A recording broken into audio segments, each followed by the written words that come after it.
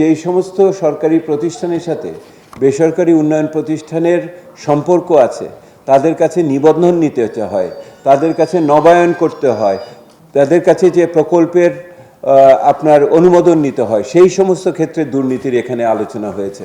সেহেতু এই দেখভাল করার প্রতিষ্ঠানের নাম আমি নেইনি, কিন্তু ওই প্রতিষ্ঠান জেলা পর্যায়ে যারা আছে এবং একই সাথে আইন প্রয়োগকারী সংস্থা আছে, একাধিক বিভিন্ন ধরনের নিয়ন্ত্রণমূলক ব্যবস্থা সাম্প্রতিককালে আরোপ করা হয়েছে। এই আরোপ করার মাধ্যমে তাদের কর্মক্ষমতাকে সীমিত করা হয়েছে এবং তাদের ভূমিকাকে, বিশেষ করে জনগণের পক্ষে কথা বলার সুযোগকে সীমিত করা হয়েছে, সেটার কথা বলা হয়েছে। এবং সেই ক্ষেত্রে দুর্নীতি দমন কমিশনও এই আলোচনার বাইরে ছিল না। যে এই মুহূর্তে বেসরকারি উন্নয়ন প্রতিষ্ঠানগুলো কার্যক্রমকে সুষ্ঠুভাবে এবং সংহতভাবে করার ক্ষেত্রে সবচেয়ে অন্যতম বড় বাধা হিসেবে ওনারা দেখছেন বিভিন্ন প্রাতিষ্ঠানিক প্রতিবন্ধকতা এবং তার ভিতরে দুর্নীতি। এবং সেই দুর্নীতি এবং প্রতিবন্ধকতা অনেক সময় ইচ্ছাকৃত, অনেক সময় সরকারি বিভিন্ন নীতি প্রণোদিতভাবে এটা হয়েছে।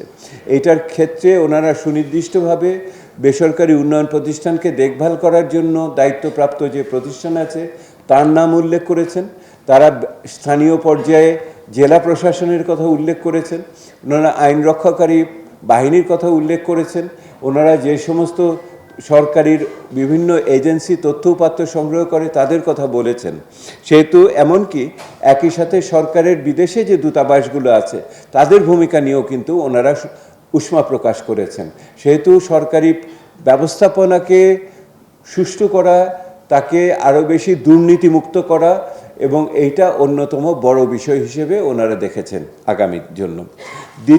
তৃতীয় যে বিষয়টি এসছে সেটা হলো অসুবিধাগ্রস্ত বিভিন্ন ধরনের মানুষ আছেন বাংলাদেশে, তাদের জন্য যে সুনির্দিষ্টভাবে প্রতিশ্রুত সেবা আছে সেইগুলিকে যথাযথভাবে হচ্ছে না। যেই গোষ্ঠীগুলোর কথাও এইখানে আলোচিত হয়েছে, প্রতিবন্ধীরা অবশ্যই একজন, আদিবাসীদের বিষয়, আদিবাসীদের কথা বলা হয়েছে, সমতলের আদিবাসী এবং পার্বত্য চট্টগ্রামের যে ঐতিহাসিক সূত্রে পাওয়া সমস্যাদি, এগুলি আমাদের কথা আলোচনায় এসছে।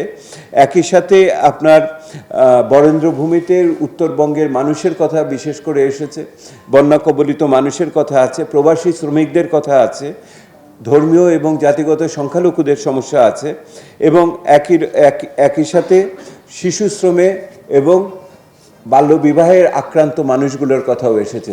সেহেতু বিভিন্ন ধরনের অসুবিধাগ্রস্ত মানুষের ক্ষেত্রে কি কি করণীয় সেগুলো ওনারা বলেছেন। আর চতুর্থত যেটা এসছে সেটা হলো যে সরকারের পক্ষ থেকে এবং ওনাদের পক্ষ থেকে যেই সেবাটা দেওয়া হয় সেটা যদি আপনার ক্ষুদ্র ঋণের ব্যাপারে এসছে, ক্ষুদ্র ঋণের ক্ষেত্রে আপনার এই মুহূর্তে টাকা প্রেরণ করার ক্ষেত্রে যেই আপনার ডিজিটাল পদ্ধতি আছে সেইখানে যে দুর্নীতি আছে সেগুলির আলোচনা এসছে, শিক্ষা স্বাস্থ্য সেবা দেওয়ার ক্ষেত্রে, ভাতা ভর্তুকি বিতরণের ক্ষেত্রে ইত্যাদির বিষয়গুলো এসছে। সেহেতু আজকের এই আলোচনা খুবই ফলপ্রসূভাবে হয়েছে।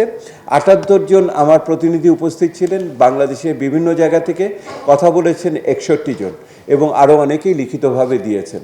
তো এইটা একটা বড় বিষয় হিসেবে আগামী দিনে আমাদের শ্বেতপত্রের ভিতরে স্থান পাবে, যাতে সরকার আগামী দিনে বাংলাদেশের উন্নয়নের, আগামী দিনের উন্নয়নের ক্ষেত্রে বেসরকারি উন্নয়ন প্রতিষ্ঠানের ভূমিকাকে আরও স্বচ্ছ, কার্যকর এবং একই সাথে দক্ষ করে গড়ে তুলতে পারে, সেটা নিয়ে আমরা দেখব।